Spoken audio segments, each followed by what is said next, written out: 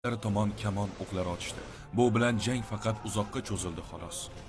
Qancha ko'pga cho'zilsa, Qurayshga shuncha qiyin bo'lardi. Chunki kundan kunga havo yomonlashardi.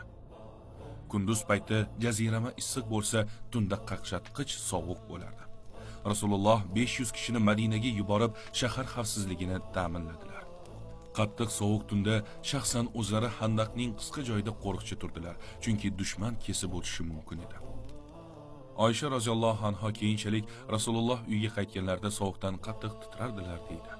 Shahar atrofidagi ekinlar yig'ishtirib olingani sabab dushman jonliqlari yeyishi uchun hech nima yo'q edi. Yem qolmadi. O'zimiz bilan oz olib kelgandik. Bu bilan ulovlari birma-bir o'la boshladi. Ular jangni 2-3 kunlik bo'ladi deb o'ylaganlari sabab o'zlari bilan ozgina yegulik olib kelishgandi xolos. Vaziyat bunday davom etsa, uzoqqa bora olishmasdi. Abu Sufyon buni bilardi. Shu sabab odamlariga tinmay kamondan o'q otishni buyurdi. Shunchalar ko'p o'q yog'dirilgandan musulmonlar hatto joylaridan jila olmay qolishdi. Keyin Quraysh otliqlarining bir guruhi musulmonlarning ro'parasiga yetib kelib, ularga o'q ota boshladi. Ularning zarbasi shu darajada qattiq ediki, musulmon